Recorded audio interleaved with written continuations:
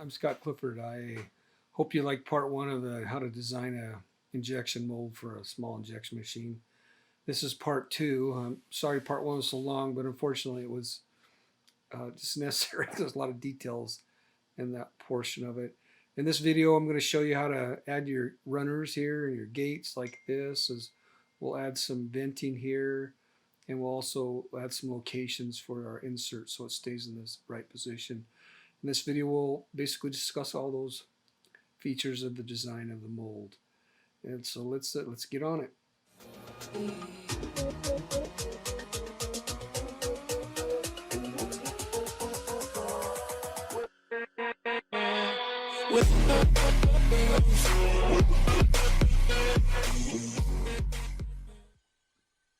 All right, so there are our mold A and B sides. Here's our A side. I'll turn off our B side.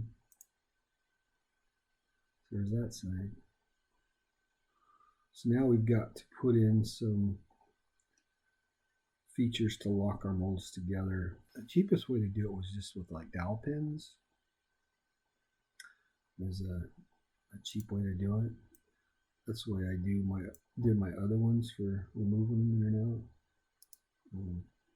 But it's actually better because actually dowel pins tend to stick, so it's better to use. So I think we'll try some at Master Carl's. They have lots of nice stuff at Master Poly. Oh, by the way, here's a link. I was looking up shrink for stuff. You can just Google it.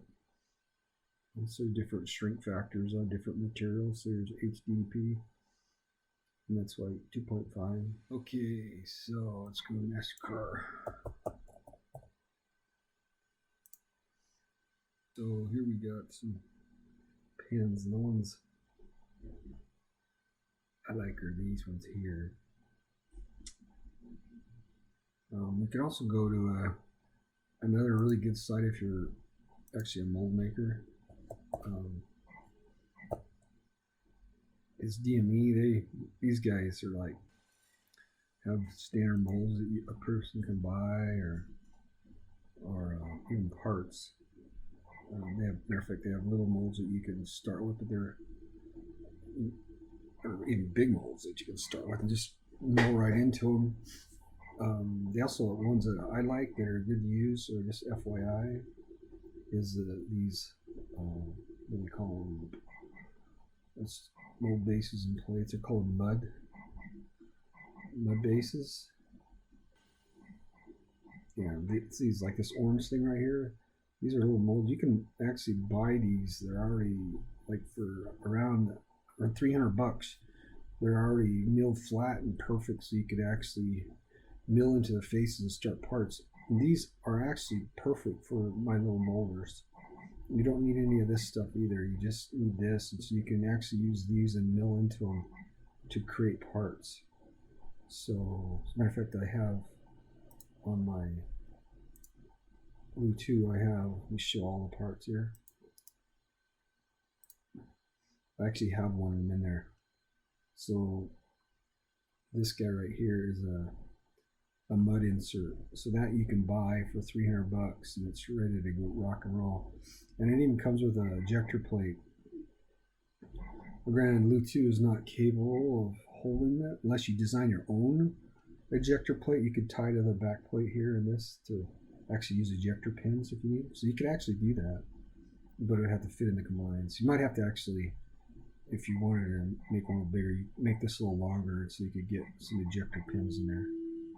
But anyway, you could actually do that. So that's what these are, and they come in various sizes. And they do have one, as you can see, that will fit in my machines, and for sure fit in my more advanced machine with ejector pins. So. And you can build those up. They start with, I think the lowest one's around, just over $300. So anyway, they're ready to rock and roll. But anyway, the reason I was in here is they also have parts, molding supplies. So what do they call them? Okay, I thought I'd share with you this. DME is what I always, when I was doing my designs, typically, honestly, in my big parts that I've experienced or done, or parts I've designed in the past, I honestly do not design the molds. I use a professional to do that. For my little molders, I'm fully comfortable making my own little molds because they're little parts. But when you get into big parts, you really got to know what you're doing. But I always, when I specified my molds, or when I would do a mold quote, I would always require them to be under DME standards. And so these guys have mold bases that you can buy ready to go to make your parts. But anyway, I was going to show you that they do have interlocks and stuff that you can put in molds to line them. In my case, doing the part I'm doing now, they're just too large because these guys really deal in bigger stuff. But the mud sets are actually come pre-loaded with alignment pins and everything. So I mean, they're already in there and everything. You don't have to put them in; they're there. But like these are perfect for this type. I'll remove my picture here for the little molds that we're doing.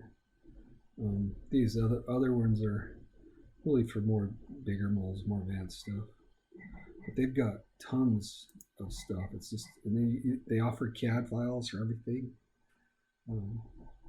So again, they have complete molds that you can buy from them. And I require them. When I did my parts, I've done a lot of offshore molding, and in the States I've done both.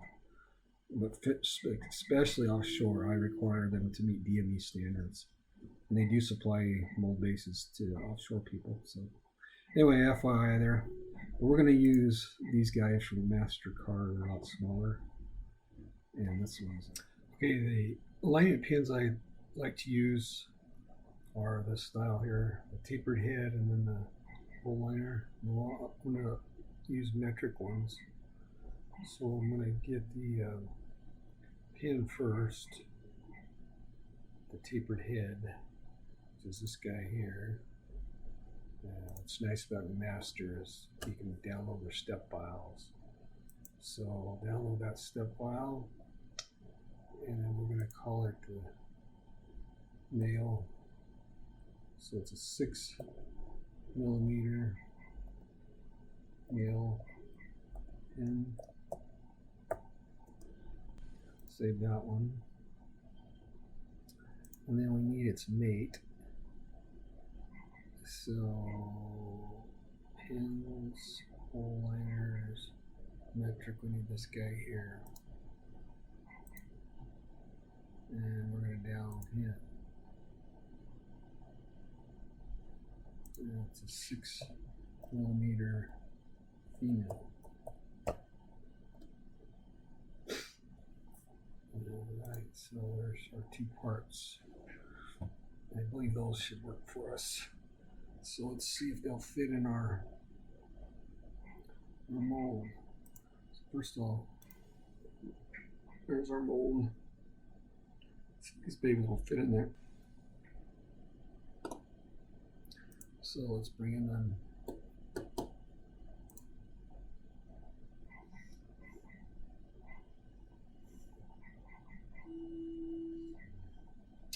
And we want their step files and their, I put them using my downloads if they're there. Yep, there they are. So we'll do the male pin first. It's a metric part.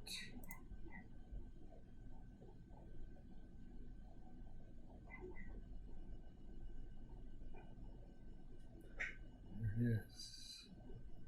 And I'll make sure it's optimized. So if I need to manipulate it at all, which I shouldn't. And then I'm going to, typically they're hardened, so I'm going to make these guys black. Black bill, body. There we go. Let's make them so we can see them. We'll make them bronze aged looking thing. There we go. Alright, so those are one pin. And let's save that somewhere reasonable that we'll remember. So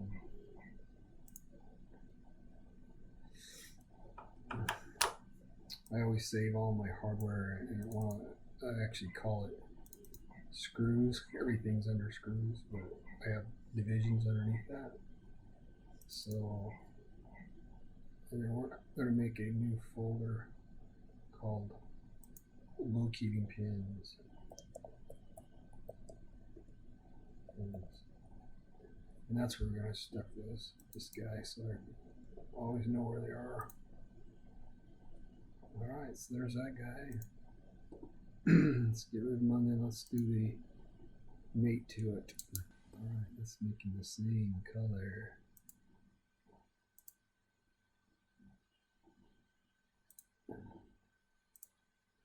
Alright, I'll save as. I always save my files and I use a part number so that I can remember where it is. So I always load a part number in there. This helps later on. Drawings. If I need to make a bill of materials or something, or reference it in a drawing or spec. So if I don't make this little tool, I'll send it out for a quote, and I can specify the kind of things. Like, call that locating inserts, right? So where is it? There it is, locating pins. So we'll save it in there. Alright. Well, the big question is it too big to fit in our thing to cause us grief? Hopefully not. Okay, so the one I'm most worried about is the locator one. So let's go ahead and try to stick him in first. So we're going to go to parts, go to our screw area and go to locating pins. There it is. And then grab this guy. Isn't too bad. So if we put him on that center, and then do this flush with that face, how would that work? Come on. Yeah, that'll work fine. Perfect. All right. What I need to do now is put him in there. So I need the dimensions to properly design him in. So I need to go to master and write a few things down on this baby. So the diameter is, it can be minus, but it's 0. So we want to press fit that sucker in there. So what we do is heat up our base and then press it in. Got 2 dimensions, which is the C dimension. So is it 10 millimeters? 10 millimeters by 7 millimeters. All right, so the first one is, we'll go 13.3 by 3.3. Let's do that one first. We'll edit this. And we should be able to include that immediately.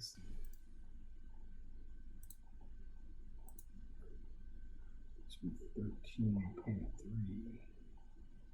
And what we can do is tie that dude to our radius. There we go. And we need to go in 3.3 millimeters. Give ourselves just a little clearance. 3.3 millimeters. There's that. And then this guy, we'll go clear through him. And he is going to be 10 millimeters because we want to press him in.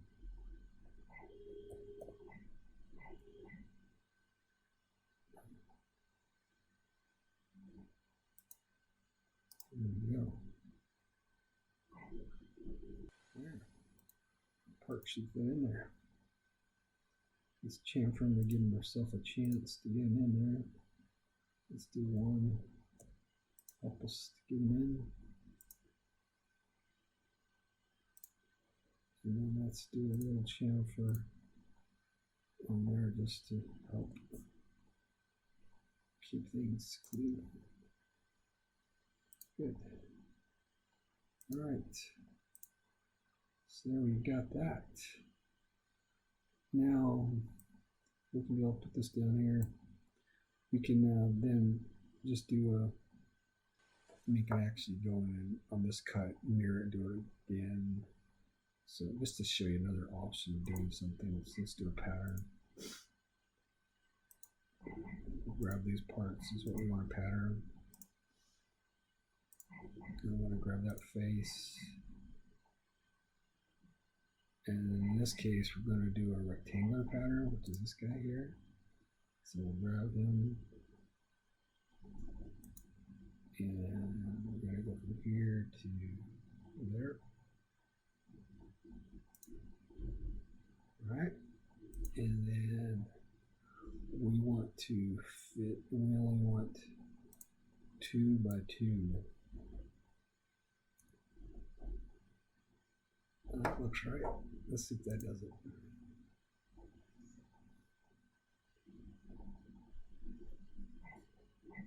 There it goes. The patterns are easy. Just play with them. It took me a while to sort of get used to them.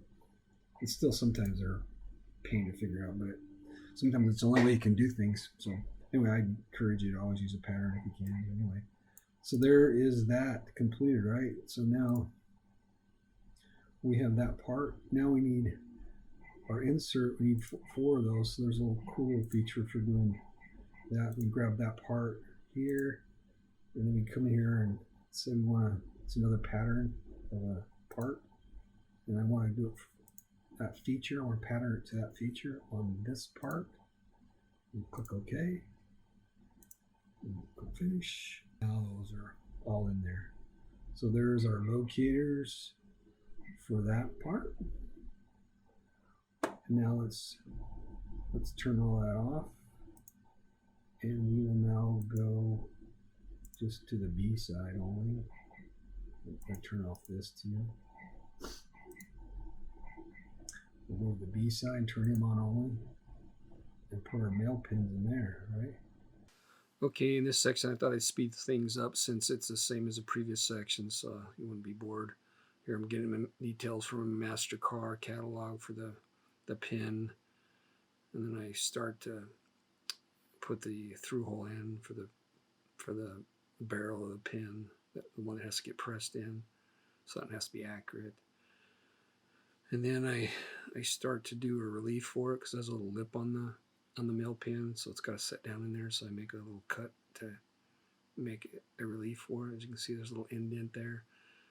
Now I'm adding chamfers to it, so it's easy to put it in because it'll have to be pressed in. I have to get it hot and then press it in. And here it looks like I'm setting up for a pattern, so I use a pattern command to pattern that feature 4 places. And that's completed. And then I pull the part in and place it. And I use it's called a insert placement there. So it uses a round part and a flat part to place it using a mate on a flat there. There's where I did it. And then I'll pattern the actual part within that part. And so I grab the part and then you have to. All right. So now we have our locator pins. On there, let's turn everything on. So if I hide that now, there's our other side of our mom. Everything's good now. Now the next thing to do is to add our material sprue to get the material into that mold. It's looking pretty good. Okay, now I'm going to show you what at least what I figured I think I'll do for the gating and the runner and the sprue. And my hole for the LOU2 is millimeters, so I got to start with a 4mm hole because the barrel actually presses against this face to seal it off, so that's what I got to start with. And so I thought I would start adding a little draft in there, and then I went to release this draft, what I thought max I could get. So I added like, I think 2 degrees of draft in there. So let me show you what I did here. started with, there's a hole here, 4 millimeters. So I just added a circle in there in the center of the part, which would put me in the center of my barrel of 4 millimeters. And I cut that through it.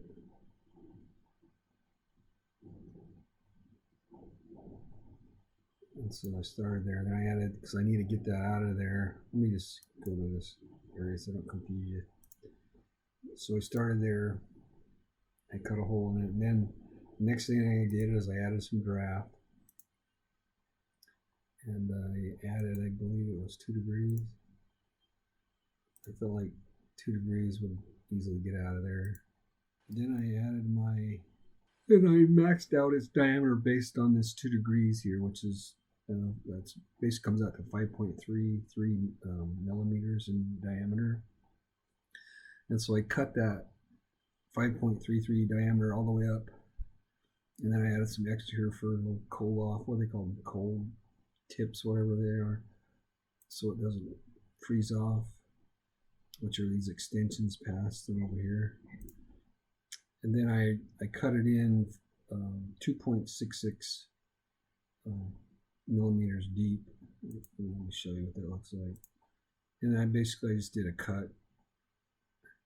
And so there's the 2.66 radius or 5.3 diameter. Is what I did. And then I decided to do a fan gate to get the most material because I don't have tons of pressure.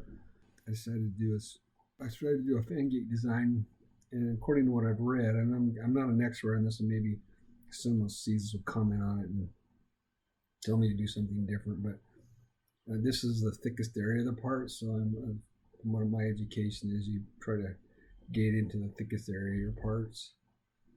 And so I looked up what I could online for the best designs for that, and one I liked, at least I could understand, I recommended a space off 2 millimeters here.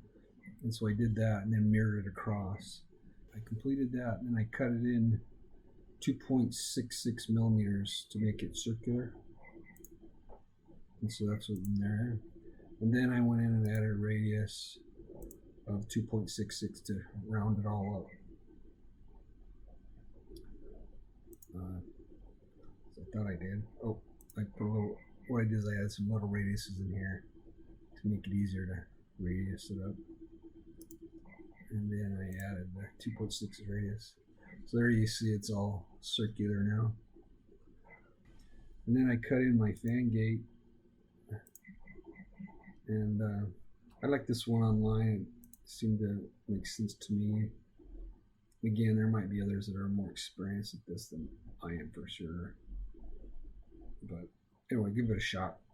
And it gives you some definitions of some good practices to design it. And that's what I used. I cut that in there.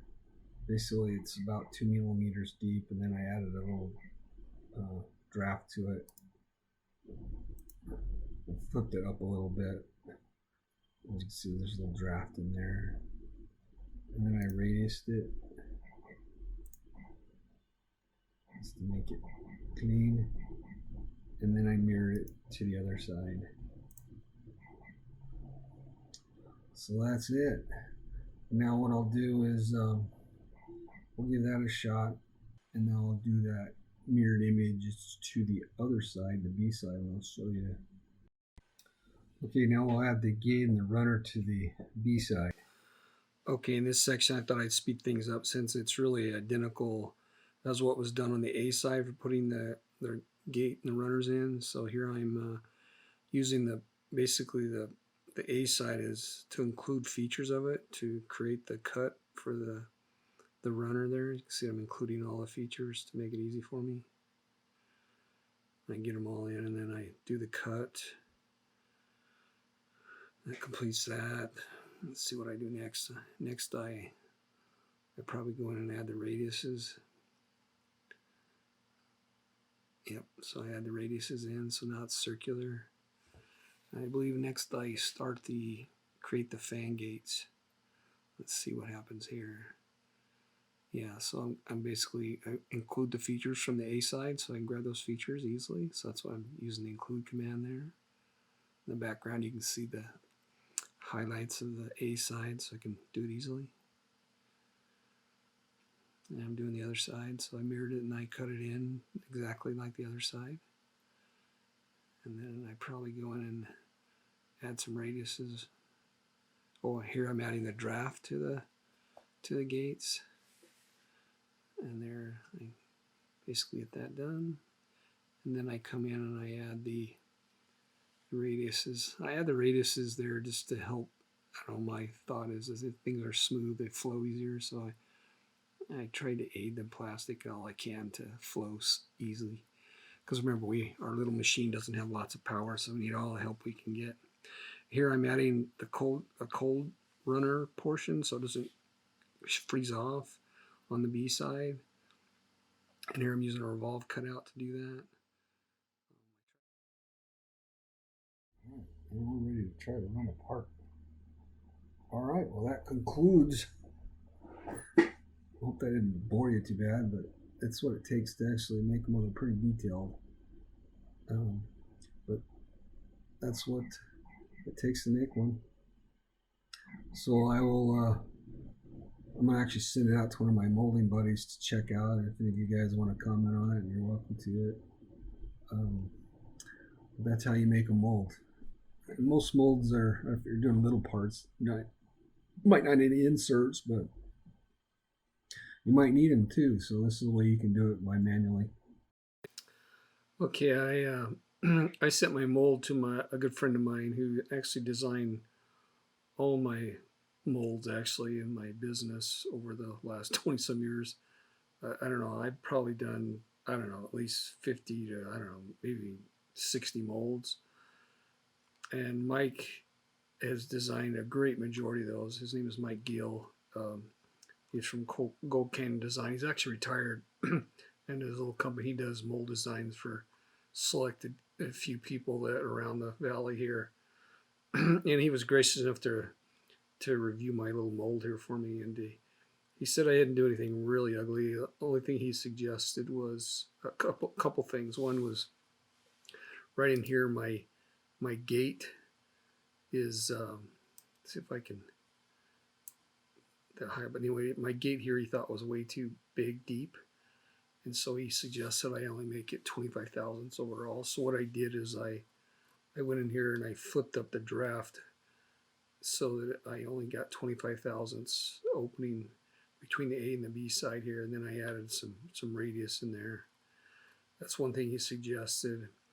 And the other thing he suggested is to increase my draft double the size on the A side here. So if you look at this in here, it's like 8 degrees versus the B side is only 4 degrees. So you can see it's a lot sharper. So when I add the insert in there, you'll see. So this draft here you can see is a lot less. The others. And then the other things I did to help it is I added more venting area. Once it got past my vents here, I relieved it more, which was suggested.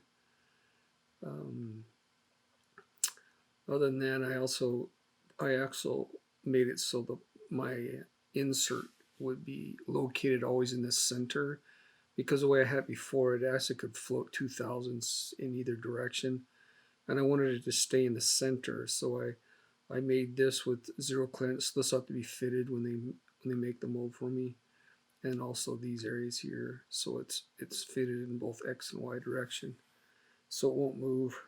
And then I added more venting in there so that I could make sure it was vented properly. Again, we don't have a lot of pressure in this little molder, so I wanted to give it all the help I could. And that was it. That was the suggestion. So that was completed. Another thing I added is a reliefs here, so I could put a little screwdriver or whatever in there to get it apart after it's molded. And that's it. So I just sent that off to get molded, or get designed. I have several sources for making tools. I can actually do them myself, but um, this will require some EDM here, and I wanted a little logo in there. So, and I don't have an EDM machine, so I sent it off to my mold sources. I have lots of mold sources. And matter of fact, so anyway, that completes the mold. So both the A and the B side are completed, and it's ready to rock and roll. So hey, if you like this videos, please subscribe and ring the bell button if you would. Don't forget, my website's almost completed, but look forward to you can look forward to looking at my website. You can actually offer these little molds like this for sale and blank, so you can buy them straight out and make them yourself. And also offer full mold um, uh, designs. Not that I'm going to design them, but I'll actually, if you send me a part that you want to make in a little machine, I'll actually have the mold made for you. I'll offer that service for you. Over the years, I've developed lots of sources for making molds. So anyway, look for it on my website, and you can get a mold made if you want, or buy a shell like this, or an A and a B side, and make them yourselves. And don't forget, DME has mold bases, little mud sets that you can purchase if you want to start making a mold yourself. Anyway, I appreciate you watching. Stay tuned for the next one. I will begin starting my videos on the full servo-based injection mold machine that's full automatic. In the meantime, I'll probably slip in a few videos. I did another part I would like to show you how to make a mold, including injection pins. So that's will be my next mold that I show on video. Anyway, please, if you have any questions or comments, please send them my way. I appreciate it. Thanks.